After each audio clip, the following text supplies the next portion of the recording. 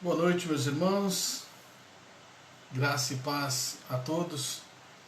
Estamos mais uma vez aqui voltando ao nosso estudo sobre escatologia.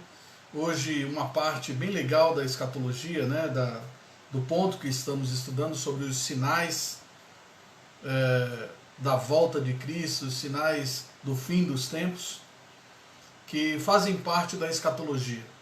Estamos transmitindo hoje pelo Facebook da Quarta Igreja o estudo, né? Os irmãos que forem na página da Quarta Igreja vão ver apenas o estudo compartilhado e vão ouvir a voz, a nossa voz. E os irmãos que estão conectados no Facebook da congregação, portanto, vão poder compartilhar conosco aqui,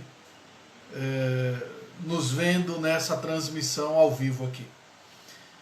Lembrando que eu compartilhei nos grupos da igreja, da congregação, da liderança e das mulheres que oram, a apostila, né, ela revitalizada, ela renovada, da nossa aula de hoje. Então quem quiser acompanhar no seu celular também poderá acompanhar, tá bom?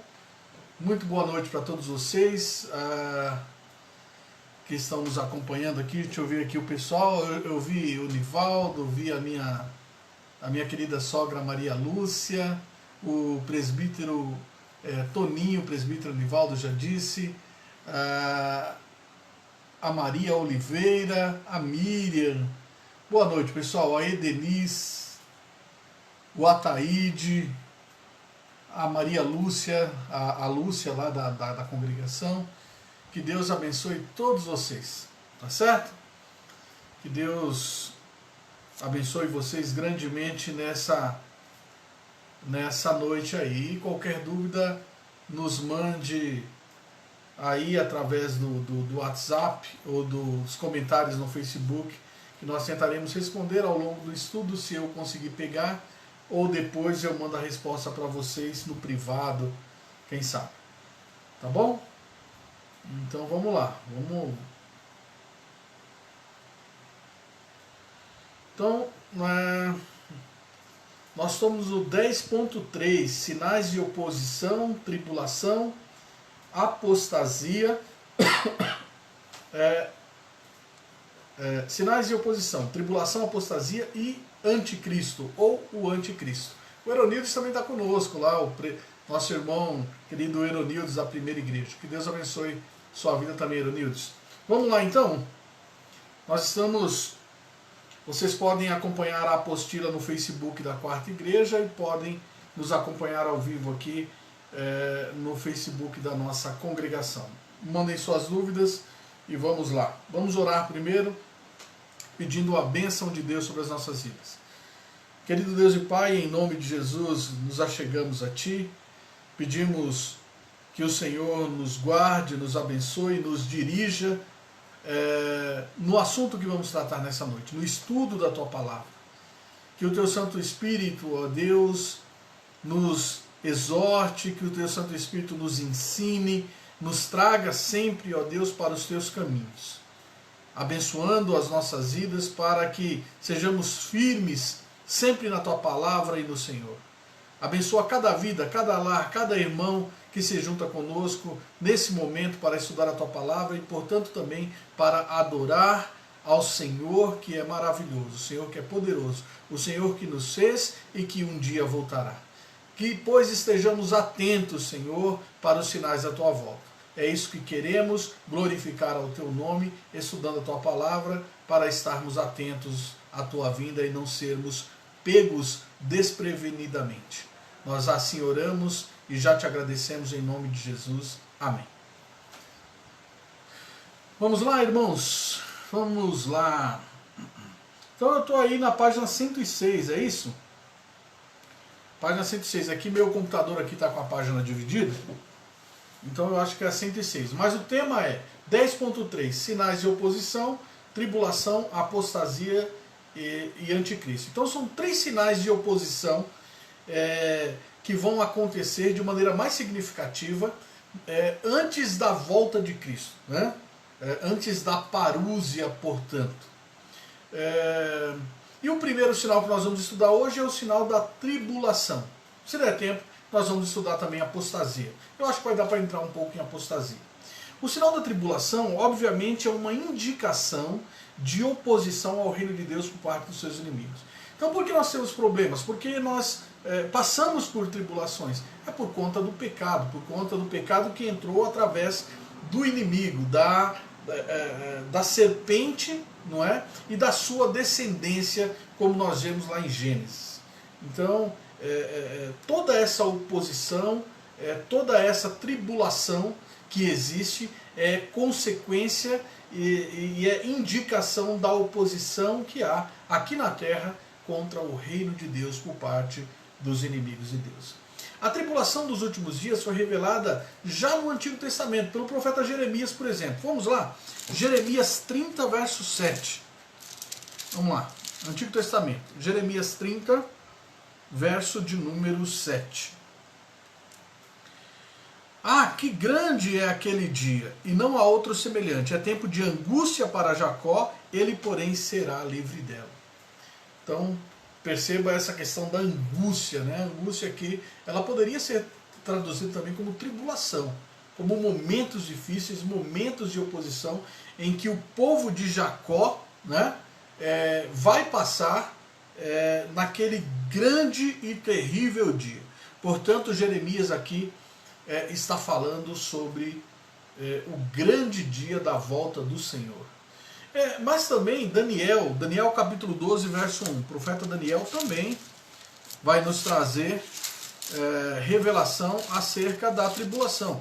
Daniel capítulo 12, verso 1, vai dizer o seguinte: nesse tempo se levantará Miguel, o grande príncipe, o defensor dos filhos do teu povo, e haverá tempo de angústia, qual nunca houve, desde que houve nação até aquele tempo. Mas naquele tempo será salvo o teu povo, todo aquele que for achado inscrito no livro. Então, portanto, aqui Daniel está se referindo ao grande e terrível dia do Senhor, o dia da volta do Senhor, mas ele está falando aqui de uma grande tribulação, um momento que nunca houve. Olha, ele diz aqui, nunca houve, desde que houve nação até aquele tempo, mas naquele tempo será salvo o teu povo. Então, apesar dessa grande tribulação que haverá, o povo de Deus será socorrido, vamos dizer assim, por enquanto, tá bom? Então, há indícios da grande tribulação em que o Novo Testamento, principalmente, é muito mais claro, traz muito mais referências sobre a grande tribulação. Já lá no Antigo Testamento já haviam referências sobre esse grande e terrível dia do Senhor, né? Nós vamos falar um pouco mais sobre tribulação. Os irmãos vão perceber que a tribulação há desde o pecado, desde o primeiro pecado do homem, a partir daí há tribulação. Nós vemos isso lá em Gênesis. A partir do pecado o homem é expulso do paraíso, passa a se sustentar com o suor do seu rosto, a dor da gravidez da mulher é aumentada, há o primeiro assassinato, há também lá o dilúvio com Noé. Então nós vemos as tribulações naturais agora por conta da entrada do pecado. Mas essa tribulação que nós estamos falando mais especificamente é a tribulação do grande e terrível dia do Senhor. É a tribulação que antecederá a parúzia, a volta de Cristo. Será próximo, muito próximo, à volta de Cristo. Tá certo? Bom, então a tribulação dos últimos dias foi revelada pelos profetas Jeremias e Daniel, associadas especialmente à nação de Israel. Ok? Mas não que se refira somente a ela. Embora aí nesses textos que nós vimos aí, nós vemos a questão de Israel, de Jacó, né? Daniel fala aqui do teu povo, e lógico que Daniel está inserido no povo de Deus do Antigo Testamento, não é? Apesar de estar assim num contexto judaico, israelita, esse sinal da tribulação, ele refere-se a todos os filhos de Deus espalhados por toda a face da terra. Por quê? Porque não vai acontecer especificamente no tempo em que Israel somente é povo, mas agora, depois que Deus ele chamou pessoas de todas as nações, povos, tribos, como nós vemos lá no Apocalipse, que comparecerão perante o Senhor quando ele voltar. Pessoas de todas as tribos, raças, povos e nações. Então, a tribulação, ela vai ser de aspecto mundial, global, ok? Mas nós vamos desenvolver um pouco mais essa ideia. Geralmente, por que isso acontecia? Porque os profetas do Antigo Testamento ficavam circunscritos apenas ao seu local, ao seu povo. Isso é natural, né? Isso é natural. Geralmente os profetas retratavam e transmitiam as revelações com cores, linhas e linguagens tomadas emprestado do mundo que ele conhecia, que o cercava e, portanto, que os seus ouvintes o entendiam. Correto? Porém, isso não quer dizer que tais revelações diziam somente a respeito do povo local ou de um momento circunscrito à vida do profeta, ao momento daquele profeta. No Novo Testamento, como nós já falamos, nós vamos encontrar esses sinais mais expandidos, mais claros, mais desenvolvidos. Nós vamos encontrar os sinais da tribulação no sermão profético de Jesus, né? Em Mateus capítulo 24, 3 a 51, em Mateus 13, 3 a 37 e em Lucas 21, 5 a 36. Nesses textos, nós vamos encontrar de forma mais enfática, vamos dizer assim, a questão da grande tribulação. Da grande tribulação. Que é o momento também em que o Apocalipse, por exemplo, vai fazer referência. De que o apóstolo Paulo em Tessalonicenses vai falar sobre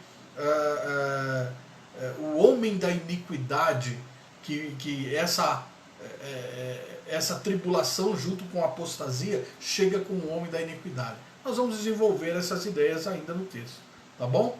Mas é nesse sermão profético de Jesus que ele vai tratar a questão dessa grande tribulação, né? Eu vou dispensar a leitura por enquanto, porque esse praticamente é o texto de todo o nosso estudo, né? Nós estamos tirando muitas coisas daí e explicando com outros versículos, outros textos da Bíblia. Então eu creio que não seja necessário nós lermos, cada vez que fizermos referência a esse texto, voltarmos lá para Mateus e ler tudo, Mateus 24, 13 e 51.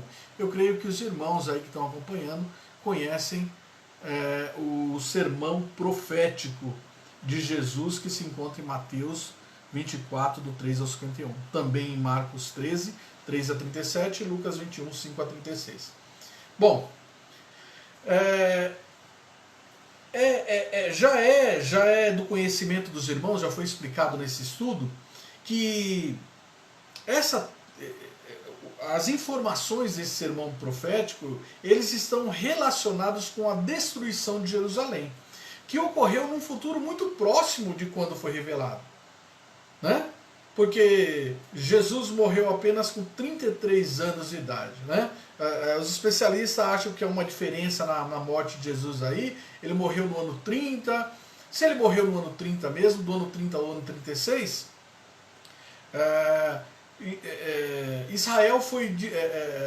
Jerusalém foi destruído em 70 e o templo de Jerusalém foi destruído em 70 a.C. Então foi muito próximo, né? As pessoas, a geração que ouviram esse sermão profético de Jesus, eles testemunharam daquilo que Jesus havia profetizado ali no seu sermão profético no Monte das Oliveiras. Mas esse sermão, ele também se aplica a eventos distantes. Como as profecias do Antigo Testamento, elas tinham uma aplicação mais próxima para aquele momento que estava sendo vivido e um futuro, geralmente muito mais para frente. Como é o caso de Joel, capítulo 2, lá que nós vemos, né, a descida do Espírito Santo, ali quando Joel fala sobre o derramar do Espírito Santo, ainda há ali o grande e terrível dia do Senhor, que ainda não aconteceu. Então são profecias conectadas. Então isso acontece também no Sermão do Monte. Jesus vai falar sobre tribulação num futuro próximo, e Jesus vai falar de uma tribulação que ainda hoje em nossos dias não ocorreu, né? Uma tribulação sem igual, sem comparativo, que jamais ocorreu e nunca mais ocorrerá em toda a Terra. Tá certo? Então, esse sermão profético, ele vai trazer eventos do futuro próximo, a destruição de Jerusalém em 70,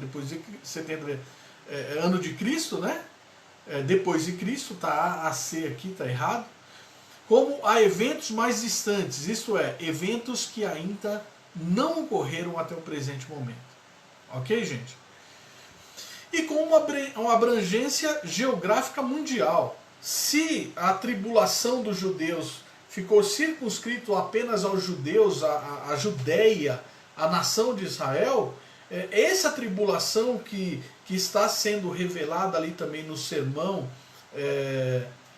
profético de Jesus, ele é mais abrangente. Geograficamente ele é revelado em todo o mundo, a todos os seguidores de Cristo, a todos os filhos de Deus que estarão espalhados em toda a face da terra. Então a abrangência geográfica é mundial, a aplicação. Tá certo? Um momentinho só, deixa eu corrigir aqui porque eu não gosto de coisas muito erradas assim, né? Aqui está antes de Cristo a nossa apostila aqui, mas 70 depois de Cristo, né? Agora estão mudando essa questão de antes de Cristo e depois de Cristo, não é verdade? Mas vamos lá, vamos continuar, corrigimos. Bom, a tribulação relatada na Bíblia, de certa maneira, ela é corriqueira. A tribulação é corriqueira. Ela acontece desde que o mundo é mundo. Jesus falou das tribulações não somente no contexto do sermão escatológico, mas durante todo o seu ministério, sempre advertindo aos seus seguidores o que eles sofreriam durante toda a sua vida. Exemplo disso é a vida dos apóstolos, a vida da igreja primitiva, a vida da igreja dos pais apostólicos, né? Século II, século III, que teve uma tremenda perseguição, as pessoas morreram, né? E hoje também a igreja é perseguida em cada lugar com um grau de intensidade. Agora os nossos irmãos da Nigéria, da China, estão sofrendo uma grande perseguição de morte mesmo, a ponto de matarem os nossos irmãos. Aqui no Brasil nós somos também perseguidos, ainda não a esse estado, mas nós somos perseguidos ideologicamente, não é?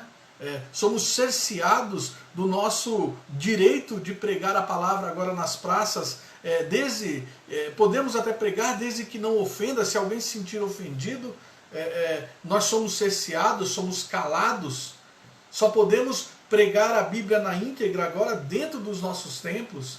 Então já há essa perseguição em todo o mundo, sempre houve, em maior e menor grau, dependendo do local, mas verdade é que a tribulação ela é corriqueira, né? Jesus falou das tribulações durante todo o seu ministério e advertiu os discípulos. Vamos ver alguns textos? Mateus capítulo 7, versos 13 a 14. Percebam, não é ainda aquela tribulação que nós estamos estudando como sinal. Nós queremos estudar, nós queremos ver aqui, fazer um comparativo. O tipo de tribulação que os crentes sempre tem desde o começo do mundo, desde a queda do homem, e a grande tribulação. Então nós queremos mostrar que há diferenças entre isso. Então Jesus falou que os seus seguidores seriam perseguidos e advertiu eles sempre quanto a isso. Mateus capítulo 7, versos 13 a 14. Veja aí. Entrai pela porta estreita, larga é a porta e espaçoso o caminho que conduz para a perdição, e são muitos os que entram por ela. Porque estreita é a porta e apertado o caminho que conduz para a vida, e são poucos os que acertam com ela. Embora aí Jesus esteja falando sobre a dificuldade de entrar no reino de Deus, dá a entender também que essa estreiteza da porta é a dificuldade com que os cristãos têm em se conservarem, em seguir a Deus. Em seguirem a Deus. Ainda em Mateus capítulo 16, verso 24. Vamos lá. Olha lá, Mateus 16, 24. Olha o que Jesus diz. Então disse Jesus a seus discípulos: se alguém quer vir após mim, a si mesmo se negue, tome o quê? A sua cruz e siga-me. Então, são indícios de que a vida cristã contém tribulação. Né? Não existe vida cristã que seja totalmente um mar de rosas. É lógico que todos nós gostaríamos que assim fosse, mas não é. O verdadeiro cristão, a verdadeira igreja, ela é perseguida. Ela é perseguida. Ela passa tempos de paz. Como a igreja primitiva, nós vemos lá no livro de Atos, que passou, né, tempos de paz. Mas de quando em quando ela vai sofrer perseguição mesmo.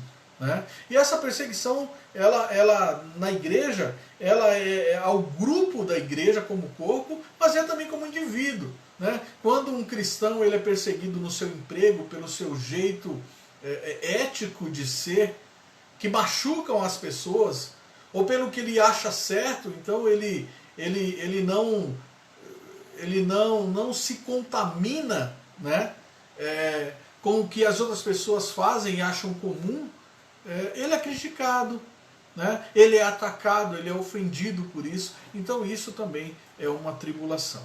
Né? Ela atinge a igreja como corpo, como grupo, mas atinge também cada membro, cada indivíduo dessa igreja individualmente.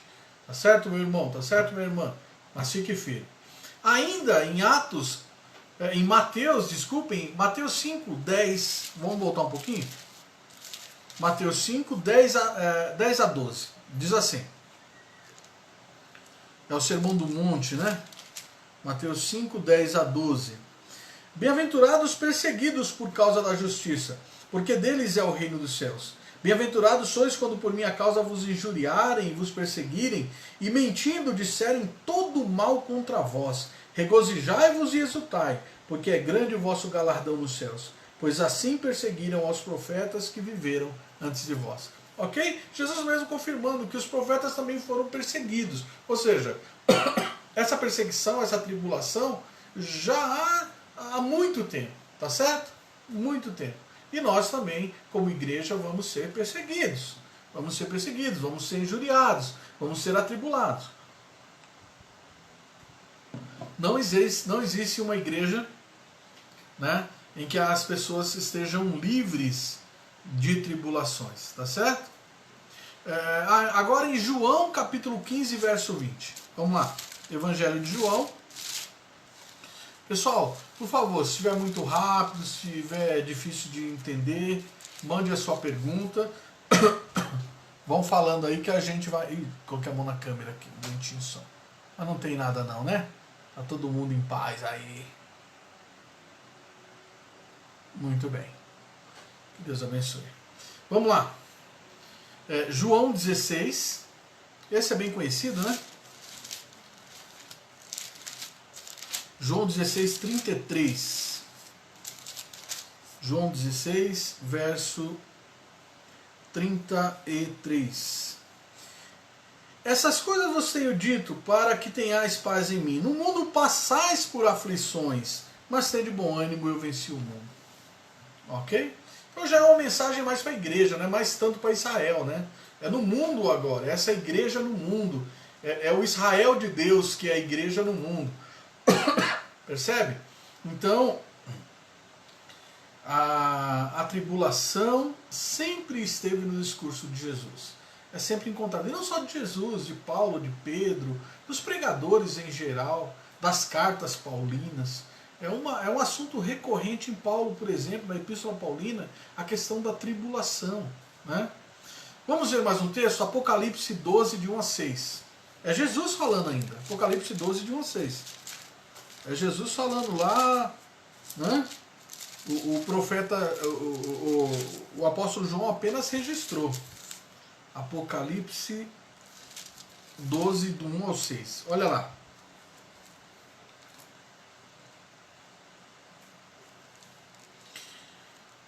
Viu-se grande sinal no céu, a saber, uma mulher vestida do sol, com a lua debaixo dos pés e uma coroa de 12 estrelas na cabeça, que achando-se grávida grita com as dores de parto, sofrendo tormentos para dar à luz. Viu-se também outro sinal no céu, e eis um dragão grande vermelho, com 7 cabeças, 10 chifres, e nas cabeças 7 diademas. A sua cauda arrastava a terça parte das estrelas do céu, as quais lançou para a terra, e o dragão se deteve em frente da mulher que estava para dar à luz, a fim de lhe devorar o filho quando nascesse. Nasceu-lhe, pois, um filho varão, que há de reger todas as nações, com cetro de ferro, e o seu filho foi arrebatado para Deus até o seu trono.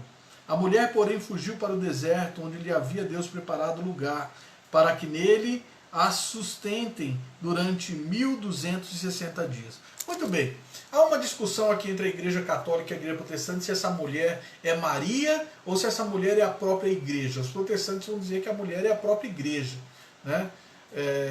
Que Maria também é um símbolo aqui, mas a mulher, né, ela por proclamar a palavra de Cristo, ela vai ser perseguida. Eu prefiro entender que o capítulo 12, de 1 a 6, essa mulher significa Maria, e nos outros versículos que nós vamos ler, do 13 ao 17, ela significa igreja, né? O Apocalipse é um livro de símbolos e nós precisamos entender. O dragão aqui, esse dragão grande vermelho, ele representa Satanás. Ele quer destruir a mulher porque a mulher vai trazer um filho. E é óbvio que Maria foi perseguida. Lembram-se que Herodes, né, Satanás, através de Herodes, ele tentou matar Jesus Cristo. Há um estudo fenomenal, né, agora eu não sei de qual desses dois livros, mas talvez do R.C. Sproul, esse livro aqui, eu acho que muitos têm ele, e também do William Hendricks, Mais que Vencedores, né? Esse aqui chama-se Os Últimos Dias Segundo Jesus. Esses livros aqui, eles trazem um quadro comparativo das tentativas de Satanás evitar o nascimento do Cristo, a linhagem real, né? Então Atalia, uma rainha mãe que tentou acabar com os judeus, o próprio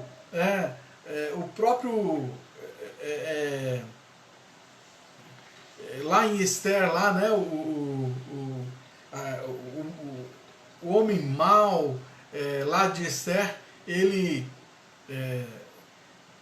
o inimigo de Mordecai, ele tenta acabar com a geração dos judeus. Então todas essas tentativas, não é, nada mais é que Satanás atrás dos seus algozes, dos seus instrumentos, usando para evitar que a linhagem, né, que fosse quebrada, porque havia uma promessa de que o Salvador viria da linhagem real, da linhagem messiânica. Mas em nenhum desses momentos ele obteve vitória completa, né? Ele matou uma pessoa ou outra, mas sempre permaneceu a linhagem de Davi. E Jesus é filho de Davi. Jesus é nascido da descendência real, não é? Então completou-se, né? Não foi frustrado o plano de Deus, né? E Naamã, né? O nome que eu estava tentando lembrar é Naamã. E Naamã não conseguiu vitória também. E todos esses instrumentos aí foram usados, na verdade, por Satanás para tentar conseguir acabar com a linhagem de Cristo, tá certo? Mas aqui no nosso estudo, então nós vamos ver agora em Apocalipse 12, 13 a 17, que continua a tentativa né, da serpente, do dragão, perseguia a mulher. E agora, nitidamente, dos versos 13 a 17 de Apocalipse 12 aqui, essa mulher agora é a igreja. Veja só. Quando, pois, o dragão se viu atirado para a terra, perseguiu a mulher que dera luz ao filho varão, e foram dadas à mulher as duas asas da grande águia, para que voasse até o deserto, ao seu lugar, aí onde é sustentada durante um tempo, tempos e metade de um tempo, fora da vista da serpente. Então a serpente arrojou da sua boca atrás da mulher água como um rio, a fim de fazer com que ela fosse arrebatada pelo rio. Aí significa, não é, das investidas de Satanás contra a igreja. Contra a igreja. A terra, porém, socorreu a mulher, e a terra abriu a boca e engoliu o rio que o dragão tinha arrojado de sua boca. Irou-se o dragão contra a mulher e foi pelejar com os restantes da sua descendência. Então, a descendência dessa mulher, né, que é a linhagem de Jesus Cristo, portanto, aí nitidamente mostra que é a igreja. Né? A mulher algumas vezes aparece como Maria, né, dá-nos a entender que é Maria, e a sua descendência, né, em alguns momentos ela aparece como a igreja. E vai dizer assim, verso 17, Apocalipse 12, 17. Irou-se o dragão contra a mulher e foi pelejar com os restantes da sua descendência, os que guardam os mandamentos de Deus e têm o testemunho de Jesus, e se pôs em pé sobre a areia do mar. Então nós estamos vivendo essa época em que Satanás ele está guerreando, ele está lutando, ele está investindo contra a descendência da mulher, que é a igreja. Então é a tribulação. É a tribulação. Isto é, todo crente sofre. A tribulação comum aos cristãos também é um assunto recorrente nas epístolas paulinas. Veja lá, Romanos 8,35. Olha lá. Tudo aí nós estamos vendo, por enquanto, são tribulações históricas, tá? Que vêm ao longo da história contra os filhos de Deus, contra a descendência de Cristo. Vamos lá, Romanos 8,35. Olha o que é que diz. Quem nos separará do amor de Cristo? Será tribulação, ou angústia, ou perseguição, ou fome, ou nudez, ou perigo, ou espada? Essa é uma pergunta retórica de Paulo, porque nada vai nos separar, apesar da igreja passar por tribulação, né? Ainda assim essa tribulação não é suficiente para tirar a salvação, fazer com que os verdadeiros crentes, verdadeiros eleitos de Deus, percam a salvação. Correto? Então aqui, vamos lá, 2 Coríntios 4, 7 a 11.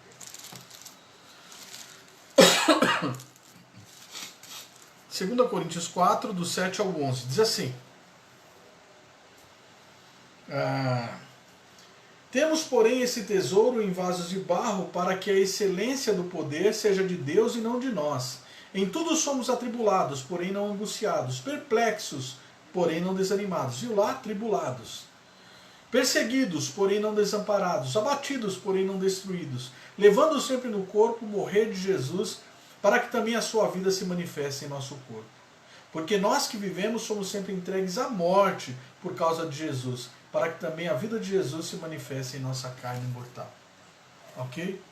Então, irmãos, isso são evidências que a igreja ela passa por momentos de tribulações. Isso é evidente. Vamos ver mais um texto? Então, 2 Tessalonicenses 1,7. 2 Tessalonicenses 1,7. E a vós outros que sois o que? O apóstolo Paulo diz: atribulados. Alívio juntamente conosco quando do céu se manifestar o Senhor Jesus com os anjos da tribulação.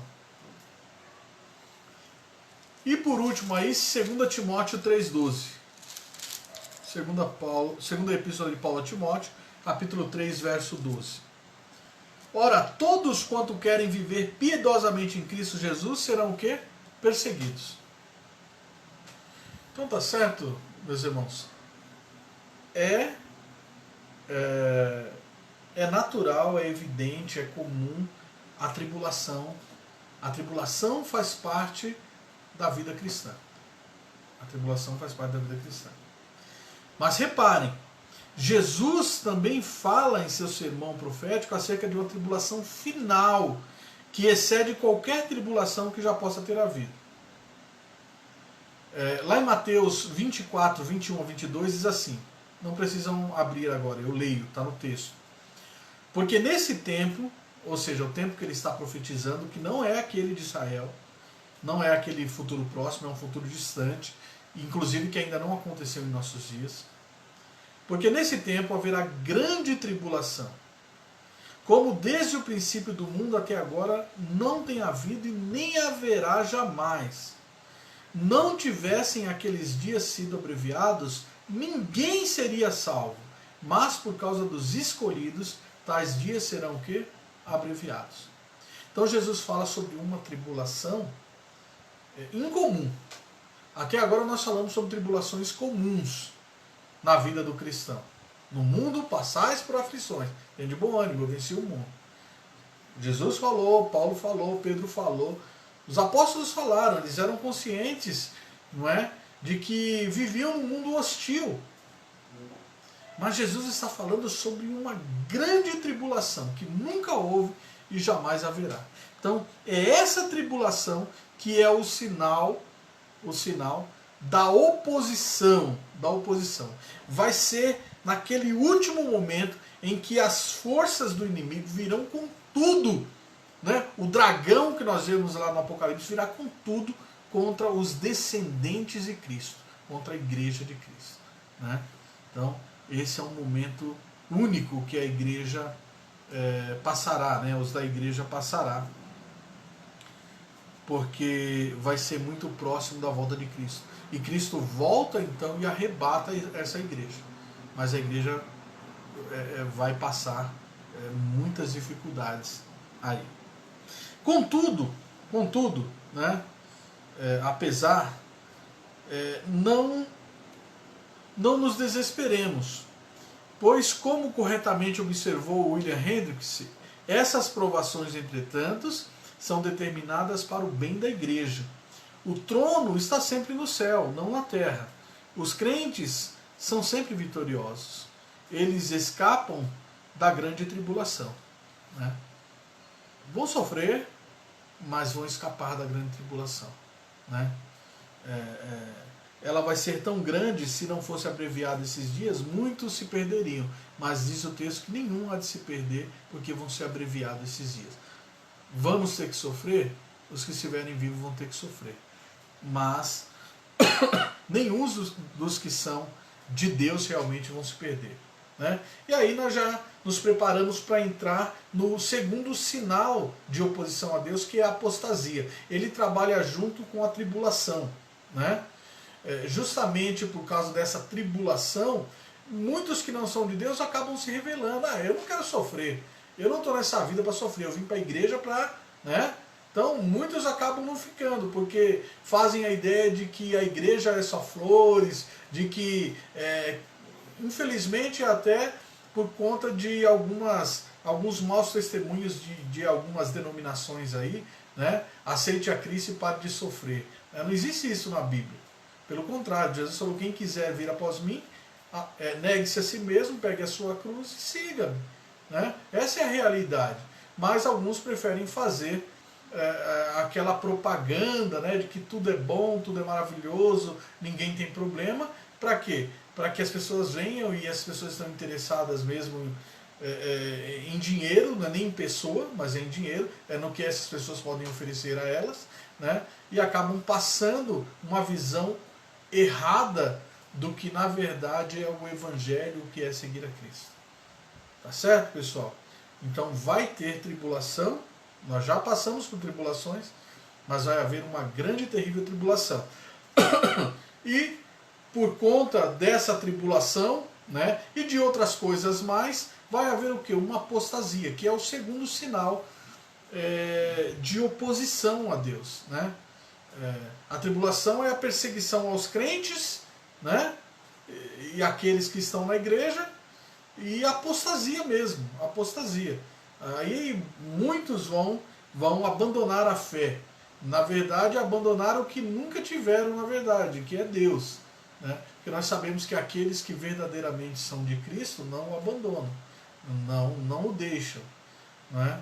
Mas, infelizmente, há aquelas pessoas que estão talvez convencidas, né? São o joio no meio do trigo e nunca se converteram. Né? Precisam de conversão.